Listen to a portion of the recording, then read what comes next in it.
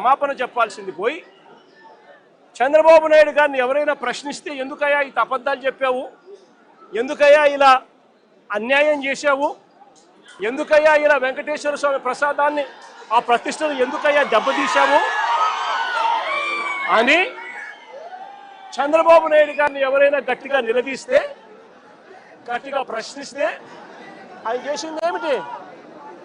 అంబటి రాంబాబన్న మీద దాడి.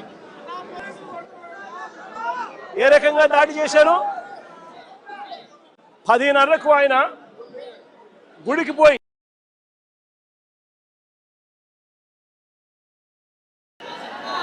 గుడిలో పొద్దున్నే చంద్రబాబు నాయుడు గారికి జ్ఞానోదయం రావాలి అని చెప్పి పూజ చేసి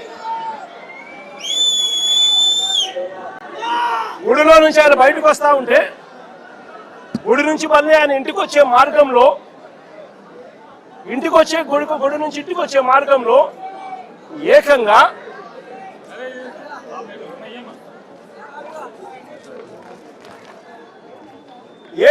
గుడి నుంచి తాను ఇంటికి వచ్చే మార్గంలో ఈ మాదిరిగా కట్టెలు పట్టుకొని పోలీసులను పెట్టుకొని పోలీసుల సమక్షంలో ఈ మాదిరిగా అడ్డగించాలని చెప్పి, రాంబాబుని అడ్డగించాలని చెప్పి ఈ మాదిరిగా నడి రోడ్డు మీద పోలీసుల సమక్షంలో పోలీసులను పక్కన పెట్టుకొని కర్రలులా పట్టుకొని కర్రలతో తెలుగుదేశం పార్టీ వాళ్ళు కారు అడ్డగిస్తే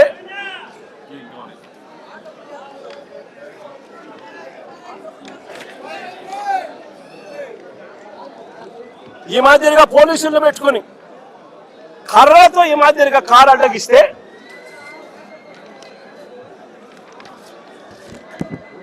కారులో ఉన్న రాంబాబన్నను కారు అడ్డగించి కారును బాదుతూ పోలీసుల సమక్షంలోనే అనకూడని మాటలంటూ బూతులు తిడుతూ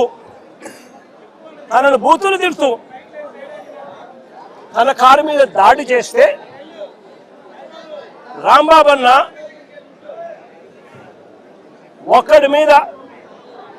ఒక కారు మీద ఇంతమంది దుండగులు వచ్చి బూతులు తిడుతూ పోలీసుల సమక్షంలో మీడియా కూడా, వాళ్ళ తెలుగుదేశం పార్టీకి సంబంధించిన మీడియాను కూడా అక్కడే పెట్టుకొని వాళ్ళందరి సమక్షంలో బూతులు తిడుతూ రాంబాబన్న కారును అడ్డగిస్తే రాంబాబన్న వాళ్ళ బూతులు తిట్టినందుకు రెస్పాన్స్గా రియాక్ట్ అయ్యాడు ఆయన.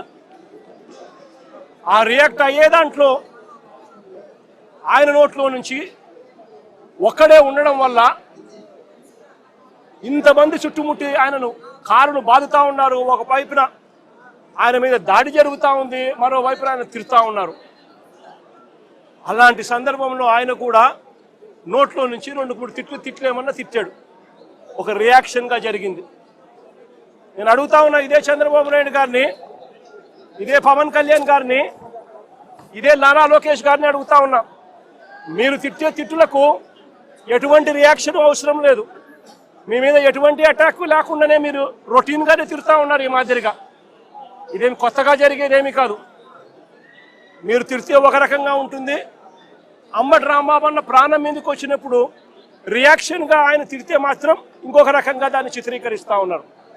అయినప్పటికీ కూడా రాంబాబన్న ఇంటికి వచ్చి 10:30కు అది జరిగితే 10:30 ప్రాంతంలో అది జరిగితే ఆయన ఇంటికి వచ్చి 12 గంటలకు 1 గంటకు ఆ ప్రాంతంలో ఇంట్లో తాను ప్రెస్ మీట్ కూడా పెట్టి జరిగిన విషయమంతా కూడా వివరించి, ఆయన పెద్ద మనిషి కాబట్టి, సంస్కారం ఉన్న వ్యక్తి కాబట్టి ఆయన నేను తిట్టకుండా ఉండాల్సింది అని కూడా చింతిస్తూ చెప్పాడు.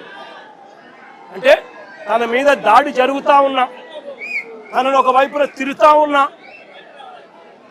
అప్పుడు భావోద్వేగంలో ఆయన 2 తిట్లు తిట్టినందుకు ఇంటికి వచ్చి బాధపడి ప్రెస్ మీట్ పెట్టి మీడియా సమక్షంలో ఆయన దీనికి వివరణ ఇస్తూ అయినా నేను తిట్టకుండా ఉండింటే బాగుండేది, నేను చింతిస్తున్నాను అని సంస్కారం కలిగిన వ్యక్తిగా అంబటి రాంబాబు అన్న